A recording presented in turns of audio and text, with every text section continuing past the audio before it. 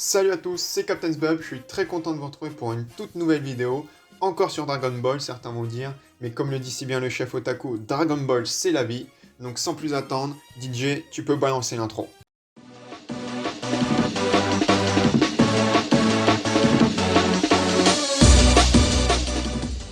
Aujourd'hui on va parler d'un thème d'actualité sur Dragon Ball, j'ai envie de dire. Vous l'aurez vu au titre, à la miniature, on va parler du cas Bardock, voilà, le père de Sangoku qui est au cœur de l'actualité au vu des derniers chapitres de Dragon Ball Super. Et j'ai envie de dire, j'ai mal à mon Bardock. Alors oui, on va comparer aujourd'hui le Bardock du TV spécial des années 90 au Bardock actuel de Dragon Ball Super, du film Dragon Ball Broly ou de Dragon Ball Minus. Et voilà, ce Bardock pour moi pue la merde. Voilà, je commence direct. Non mais voilà. Pour moi, on a perdu au change. C'est dommage ce qui est en train de se passer avec le personnage de Bardock, qui était un personnage tellement stylé, tellement badass. Et voilà, donc sans plus attendre, on va commencer. Déjà, rien qu'au design. Rien qu'au design. Vous pouvez pas me dire que vous trouvez pas ce Bardock beaucoup plus stylé que celui-ci. Il y a pas photo. Il y en a un qui est super badass, qui pue la classe avec sa petite tenue, son petit bandeau et tout. Et l'autre qui est juste une vieille tenue Saiyan de merde. Donc voilà, mais à la limite, s'il y aurait que ça, c'est pas grave. Même si déjà ça pointe des petites incohérences, vu que vous n'êtes pas censé ne pas savoir en tant que fan hardcore de Dragon Ball. Enfin, j'espère pour vous, enfin, j'espère pour ma communauté. Bon, je pars en live, mais dans le tome, je sais plus combien, le tome 26, quand Freezer voit Goku et se remémore Bardock, il le voit en fonction de sa tête qu'il a dans le TV spécial, alors que maintenant il a plus la même tête. Donc voilà, ça crée déjà une incohérence, mais en même temps, Toriyama. Je vais pas dire du mal de Toriyama parce que c'est le dieu, mais ça se voit qu'il en a plus rien à foutre de Dragon Ball, voilà. Mais bon, bref. Le plus grave avec Bardock pour moi, c'est que c'est devenu un gentil, voilà, c'est un gentil. Et de manière générale, c'est ce qui se passe avec tous les Saiyans depuis quelques années, si on essaye de les rendre de plus en plus gentils, parce que Goku, Vegeta, c'est des Saiyans, donc on se dit non, on veut pas qu'ils appartiennent à une race qui était méchante, on veut que ça soit une race de gentils, alors que c'était justement ça qui était intéressant dans Dragon Ball avec les Saiyans. Et ça ce mouvement-là de gentillesse des Saiyans, on peut l'observer depuis Battle of God, où voilà, pour ceux qui ne savent pas, le speech de départ, c'était que ça soit Beerus qui ait, entre guillemets, infecté les Saiyans et qui soit devenu méchant à cause de ça. Bon, ça a après été abandonné, mais ça montrait déjà ce côté qu'on veut justifier la méchanceté des Saiyans, qui est, voilà, c'est pas de leur faute, alors que voilà, on s'en fout, c'est des connards les Saiyans, et comme il y en a partout, là, sauf que c'est toute une race, et voilà. Alors il y en a qui vont me dire oui, mais Bardock, même dans le TV spécial, il avait des sentiments, il était quand même humain, entre guillemets, donc voilà, ça change pas trop par rapport à l'autre. Sauf que j'ai envie de dire, ça n'a rien à voir comme sentiment. Le seul sentiment qu'on avait vu de la part de Bardock dans le TV spécial de 90, c'était un esprit de enfin, oui, il avait des amis, on va dire, dans sa troupe là, c'était plus des compagnons de bataille, de guerre. Et voilà, ça le faisait un petit peu chier qu'il s'était fait tuer, mais ce qui le faisait surtout chier, c'est qu'il s'était fait tuer par Freezer. Dans le sens où je pense qu'il se serait fait tuer par une race comme Saozef pendant qu'ils étaient partis à la bataille, ça aurait pas eu un tel impact sur Bardock. Mais là, le fait qu'il se soit fait tuer en se faisant trahir par Freezer, en qui il avait une totale confiance, c'est ça vraiment qui fait la diff pour moi. Donc, et même, on peut pas comparer des sentiments d'amis, on va dire, à des sentiments comme là, Bardock, c'est un Casanova, j'ai envie de dire, dans Dragon Ball Super. Voilà que je tape des câlins avec Guinée, ma meuf.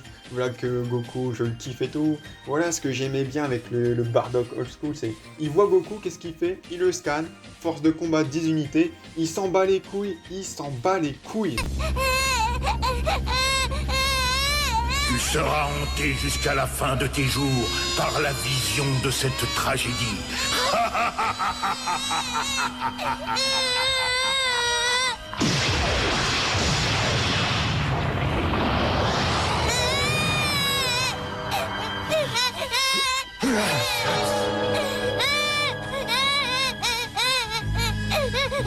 Mon fils.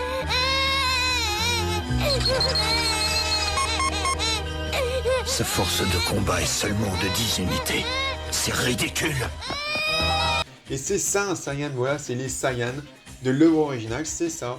Goku, c'est l'exception, et parce qu'il s'est cogné la tête quand il était petit, sinon ça aurait été un connard comme Bardock, comme Vegeta, comme Nappa, comme Raditz, comme tous les Saiyans, voilà.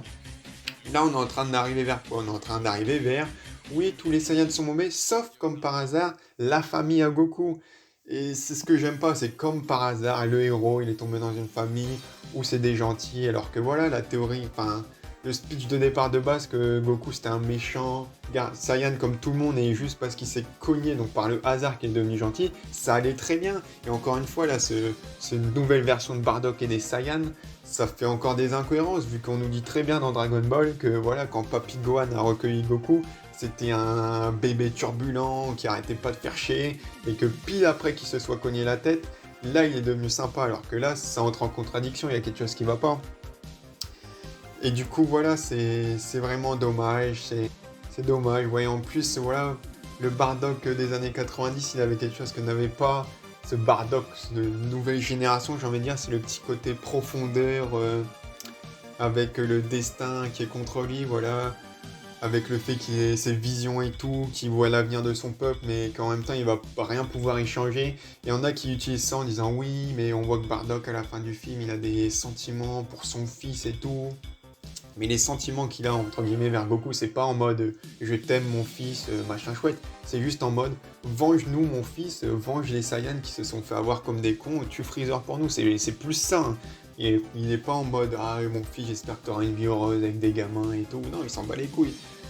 Et on retrouve pas tout cet aspect avec le Bardock, voilà, nouvelle génération, où voilà, on sait pas encore grand chose de lui. Enfin là, ils sont en train de le développer, mais voilà, le fait qu'il sauve des gosses, voilà, Bardock sauve des gosses parce que ça lui fait penser à son gosse.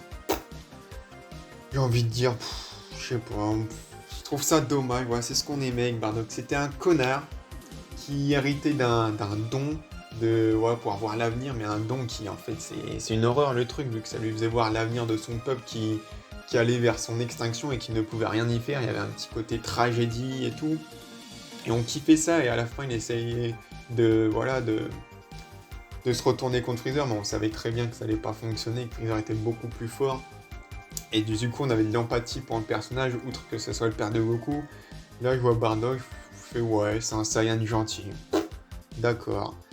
J'ai envie de dire, bah d'accord, ouais, bah on fait quoi de lui? Bah c'est un gentil.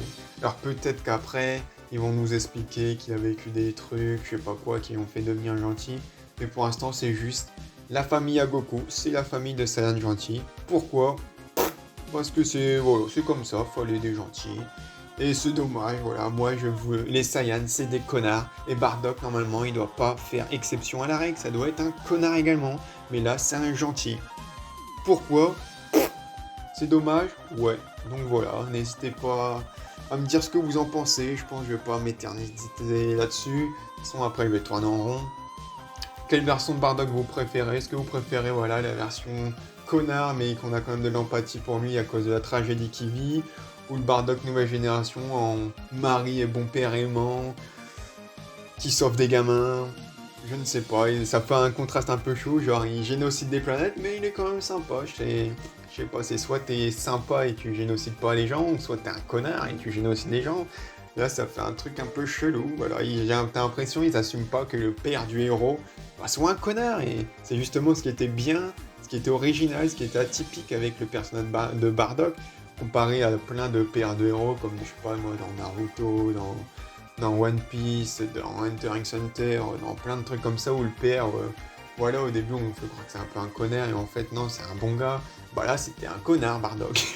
Alors même s'il essayait de se rebeller contre Freezer, à la fin du film, il se rebellait pas parce qu'il disait ah Freezer c'est un connard, il génocide des races. Non, il se rebellait parce que Freezer l'avait trahi avant, sinon bah, il aurait continué à bosser comme tous les autres Saiyans pour Freezer et continuer de génocider des planètes.